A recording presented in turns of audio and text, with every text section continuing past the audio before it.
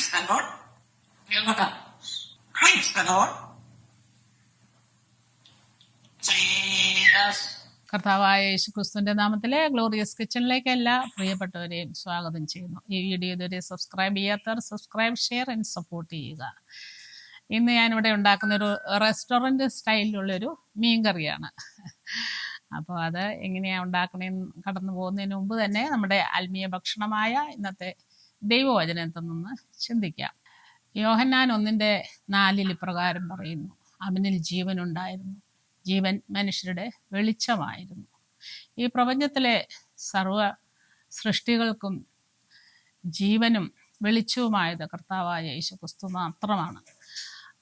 ഇന്നും പ്രപഞ്ച സൃഷ്ടിയിലുള്ള സകല മനുഷ്യർക്കും ആത്മീയമായിട്ടുള്ള ജീവൻ നൽകുവാനും നിത്യപ്രകാശമായിട്ട് നിൽക്കുവാനും തക്കവണ്ണം കർത്താവായ ജീവനുള്ള ഒരു ദൈവം എന്ന് പറയുന്ന കർത്താവായ യേശുക്രിസ്തുവാണ്. ആ നിത്യജീവനെ പ്രാപിക്കാത്ത ആരെങ്കിലും ഇന്നത് കേൾക്കുന്നുണ്ടെങ്കിൽ കർത്താവായ യേശുക്രിസ്തുവിലൂടെ മാത്രം ലഭിക്കുന്ന ആ നിത്യജീവൻ പ്രാപിപ്പാൻ തക്കവണ്ണം ഇങ്ങനെയുള്ളവരെ സഹായിക്കട്ടെ.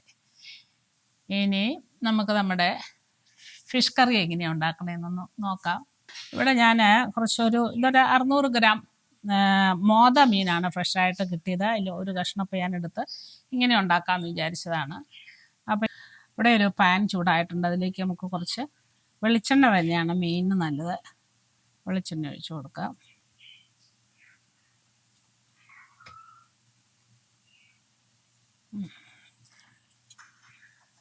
ലിയോ ഹോട്ട് ഇപ്പം എണ്ണ ചൂടായിട്ടുണ്ട്. അപ്പം അതിലേക്ക് 1 ടീസ്പൂൺ പെരിഞ്ജീരകം ഇട്ട് കൊടുക്കാം.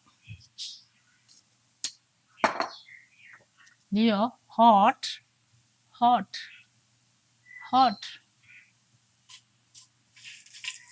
ലിയോ.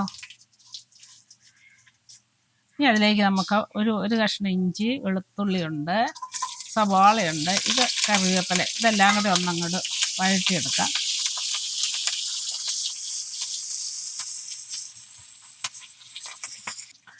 ഇപ്പോൾ ഉള്ളി ഒരുവിധം നല്ലപോലെ അങ്ങ് വഴന്നു, അങ്ങനെ ബ്രൗൺ കളർ ആവണ്ട. ഇനി ഇതിലേക്ക് നമുക്ക് ആവശ്യത്തിനുള്ള മഞ്ഞൾപ്പൊടി ഇട്ട് കൊടുക്കാം. മഞ്ഞൾപ്പൊടി തീ കുറച്ചിട്ടേക്കുവാണ്. മഞ്ഞൾപ്പൊടി ഇനി അതിന് ആവശ്യമുള്ള ഇത് കാശ്മീരി ചില്ലി പൗഡറാണ്, അതും ഇട്ട് കൊടുക്കാം. എരിവൊക്കെ അവരവരുടെ ആവശ്യത്തിന് ഇട്ട് കൊടുക്കുക. അതും ഇട്ട് കൊടുത്ത് ആ പച്ചമണം ഒന്ന് മാറിക്കഴിയുമ്പോൾ നമുക്കൊരു തക്കാളി ഇട്ട് കൊടുക്കണം. ഇനി ഇതിനകത്തേക്ക് തക്കാളി ഇട്ട് കൊടുക്കാം. ഒരു തക്കാളിയായത്. ആ തക്കാളി ഇട്ട് കൊടുത്ത് തക്കാളി നന്നായിട്ടൊന്ന് വഴന്നു വരണം. അതിൻ്റെ എണ്ണ തെളിയണം, ഒന്ന് വഴന്നു വരട്ടെ. തക്കാളി ഒക്കെ വഴന്നു വന്നിട്ടുണ്ട്. അതിലേക്ക് നമുക്ക് കുറച്ച് തേങ്ങ ഇട്ട് കൊടുക്കാം. തേങ്ങ ഇട്ട് കൊടുത്ത് തേങ്ങ അധികം ചൂടാവണ്ട, പതിയൊന്ന് ചൂടായാൽ മതി.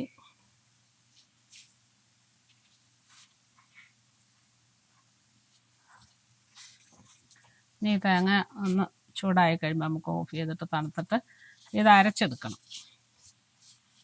അപ്പോൾ നമ്മളത് അരച്ചെടുത്ത് വെച്ചു. ഇനി അതേ പാനിലേക്ക് തന്നെ നമുക്ക് ഒരല്പം എണ്ണയൊന്ന് ഒഴിച്ചു കൊടുത്തിട്ട്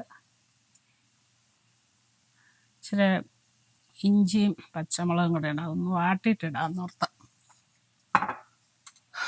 അതിലേക്ക് ഒരു കഷ്ണം ഇഞ്ചിയും, ഈ പച്ചമുളക് അധികം എരിവുള്ളതല്ല, ഒരുവിധം എരിവുള്ളതാണ്, അതും കുറച്ച് കറിവേപ്പിലയും കൂടെ ഇട്ട് കൊടുക്കാം. ഒന്ന് വാടിയിട്ട് നമുക്ക് അരച്ച അരപ്പൊഴിച്ച് കൊടുക്കാം. ഒന്ന് വാടട്ടെ. അപ്പോൾ ഇഞ്ചിയും മുളകും ഒക്കെ നന്നായിട്ട് വഴന്നു. ഇനി അതിലേക്ക് നമുക്ക് അരച്ച അരപ്പൊഴിച്ച് വയ്ക്കാം.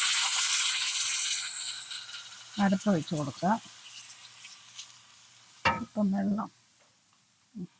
ഇനി ഇതിലേക്ക് ആവശ്യത്തിനുള്ള ഞാൻ കുടംപുളി നീരാക്കി വെച്ചിരിക്കുന്ന ആവശ്യത്തിനുള്ള പുളി ഒഴിച്ചു കൊടുക്കാം. അതിനുള്ള പാകത്തിനുള്ള ഉപ്പ് ഇട്ട് കൊടുക്കാം. ഞാൻ മീൻ എപ്പോഴും ഉപ്പും കടലമാവോ അല്ലെങ്കിൽ വിനീഗറോ തിരുനേരം വെച്ചിട്ടാണ് കഴുകിയെടുക്കുന്നത്. അപ്പം മീനിനകത്ത് കുറച്ച് ഉപ്പ് കാണും. അപ്പം ഇനി ഇതൊന്ന് തിളച്ച് കഴിയുമ്പോൾ നമുക്ക് മീൻ പെറുക്കിയിടാം. ഇപ്പം അരപ്പൊക്കെ തിളച്ചു ഇനി നമുക്ക് അതിനകത്തേക്ക് മീൻ പെറുക്കിയിടാം.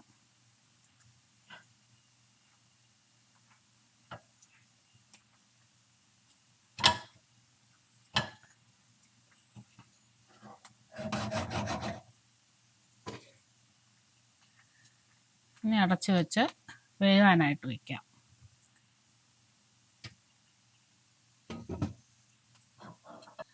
ഇപ്പോൾ നമുക്ക് തുറന്ന് നോക്കി മീനൊക്കെ എന്ത് വയ്യ എണ്ണയൊക്കെ തെളിഞ്ഞ് വന്നിട്ടുണ്ട്. ഇനി ഇതിലേക്ക് നമുക്കൊന്ന് കടുക് വറുത്തും കൂടെ ഇടാം.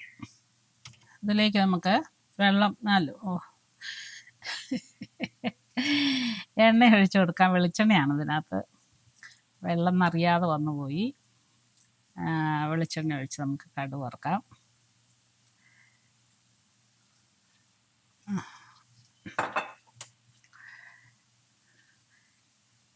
എണ്ണ ചൂടാതിലേക്ക് വളരെ കുറച്ച് ഉലുവ. ഞാൻ ആദ്യം അരയ്ക്കുന്ന സമയത്ത് ഉലുവ ഇടാൻ മറന്നുപോയി. അത് കാരണം ഓർത്ത് ഇനി ഉലുവ പൊടി തന്നെ ഇടാമെന്ന് വിചാരിച്ചു അവസാനം. അപ്പോൾ 2-3 ഉലുവ ഇട്ടു. ഇനി അതിലേക്ക് ആവശ്യത്തിനുള്ള കടുക് ഇട്ട് കൊടുക്കാം.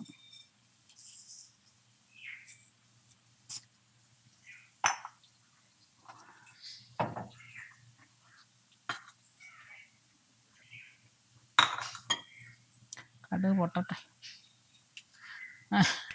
കടുക് ഉലുവായൊക്കെ ഇപ്പം പൊട്ടി. ഇനി നമുക്ക് അതിനകത്തേക്ക് മുളക് മുറിച്ചിട്ടത്, ഉള്ളി, കറിവേപ്പില ഇത്രയിട്ട് ഒന്നങ്ങ് വഴക്കാം.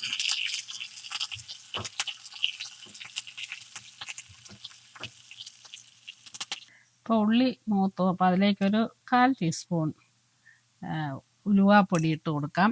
അതോടൊപ്പം തന്നെ ഒരല്പം കായപ്പൊടി. കായത്തോർന്നല്ലേ,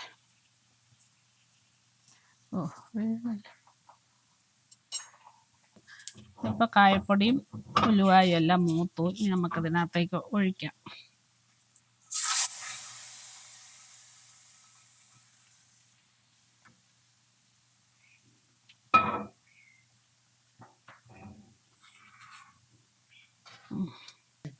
ഇപ്പോൾ നമ്മുടെ റെസ്റ്റോറൻറ്റ് സ്റ്റൈലിലുള്ള ഫിഷ് കറി റെഡി ആയിട്ടുണ്ട്. പിന്നെ ഇത് എടുക്കുമ്പോൾ നിങ്ങൾ സവാളയ്ക്ക് പകരം കൊച്ചുള്ളിയാണെങ്കിൽ ഒന്നുകൂടെ നല്ലതാണ്. അധികം ഉള്ളി വേണ്ട. അതുപോലെ തേങ്ങായും വളരെ കുറച്ച് മതി.